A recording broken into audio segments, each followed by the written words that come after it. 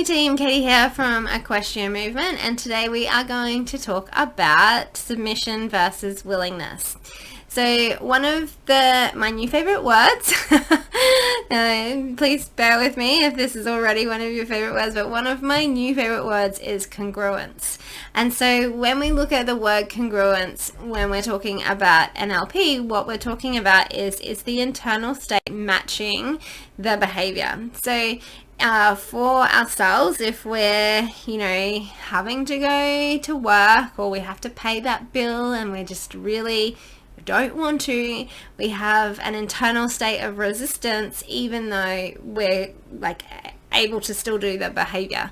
So we've got that resistance within us, and we're pushing ourselves and we're making ourselves do this thing that we have to do that we don't really want to be doing. And so we've got a resistance internally even though we have that external behavior. And so we see this a lot with our horses, right? Is that we're going to push them through and make them do it for submission. If you don't make your horse do it, then you have a dangerous, naughty horse.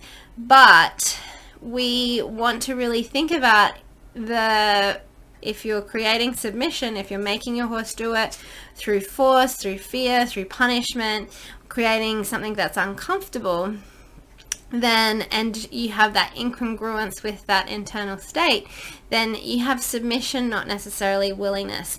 And so the horse's internal state is still saying no, and then the no's are stacking on top of each other. And then we're asking for submission and we're forcing our horse into it, even though it's something that they don't want to be doing. And this is really how we're going to escalate our horse into dangerous behaviors, is they have that internal state of no, even though they're giving you that outward behavior, that external behavior that you're looking for.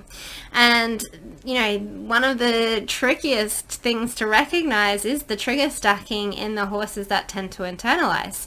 So a horse that's taught that you're not going to hear its no internalizes that no, and even though they're still cooperating by physically doing what you ask them to do, they're still having a biological response to that pressure. They're still getting that stress. They're getting the cortisol response. So they've got, their hormones and their neurotransmitters doing their own thing internally in response to the environment that you're creating, the stress that you're creating.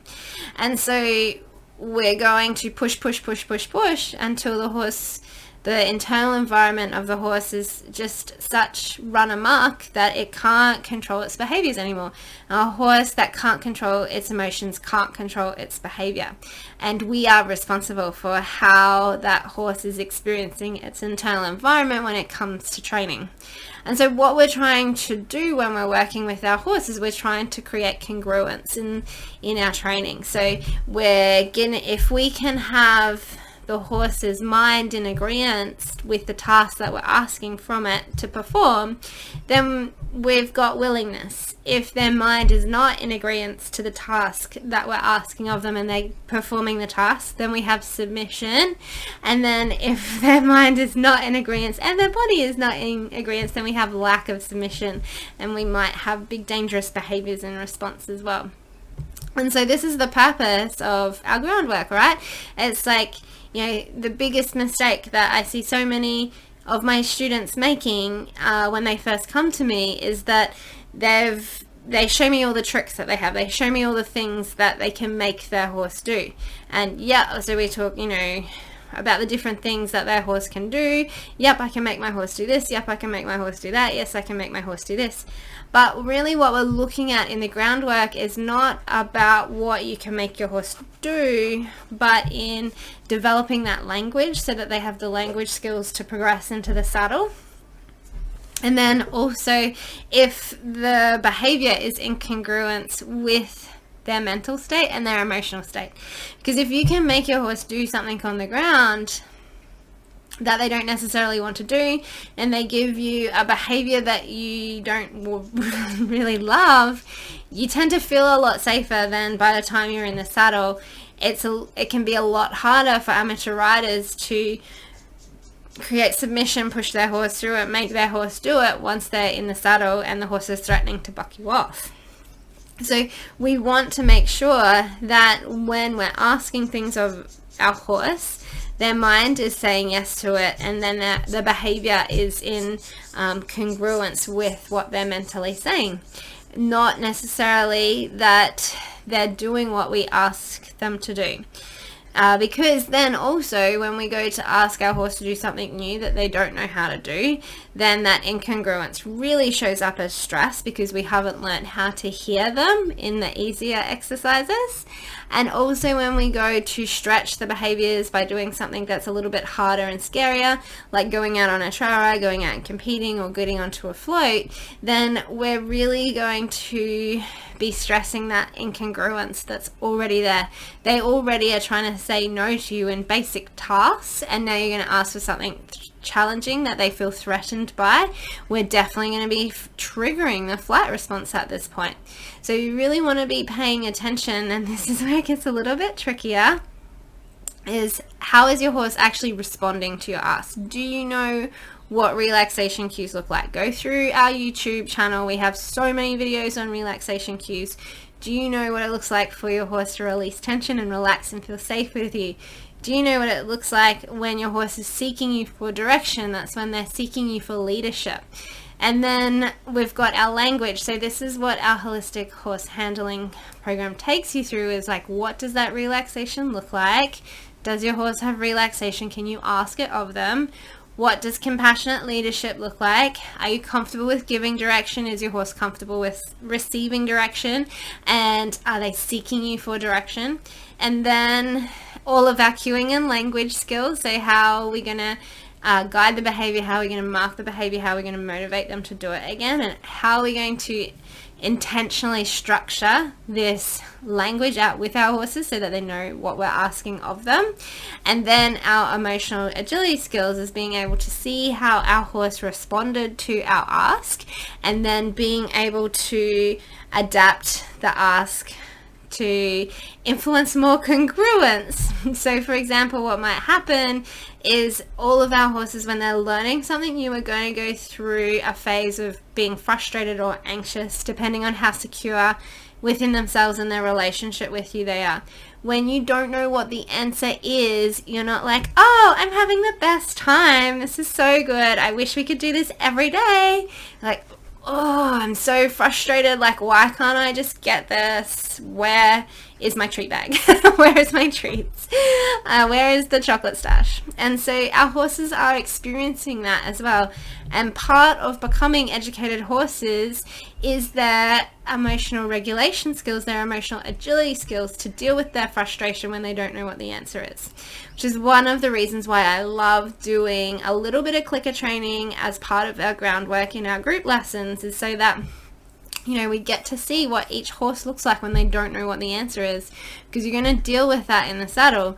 Your horse might not know what you're asking it to do and get frustrated because you're just drilling it into them without, you know, having the clarity of breaking it down for them to clearly understand what the yes is.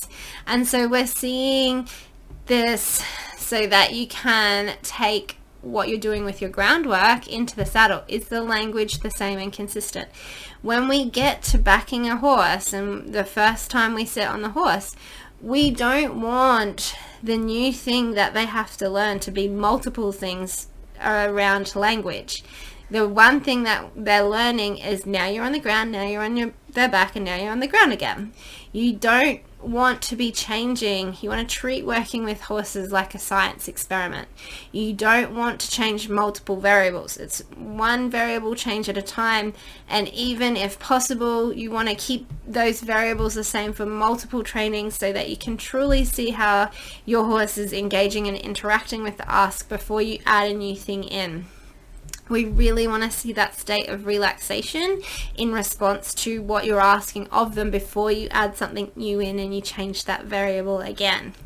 So what we're talking about, the overarching theme, is make sure you're intentional in your training if you want horses that enjoy working with you and that want to look after you. If you're finding it difficult because you're being told that you have to push your horse through it and pressure them into it, know that what you're pressuring them into is behaviors that don't make you feel safe and that don't make your horse feel safe. And so you're going to end up inevitably feeling lost and confused and feeling like you can't progress. There are times when we are going to say, okay, come on, time to work, like let's get on with it. But we want to understand what that underlying resistance is coming from. If it's pain related, then it's perfectly reasonable for your horse to tell you that they don't want to do that thing that you're asking it of them. If they don't know what the answer is, then just shouting it louder at them doesn't help them.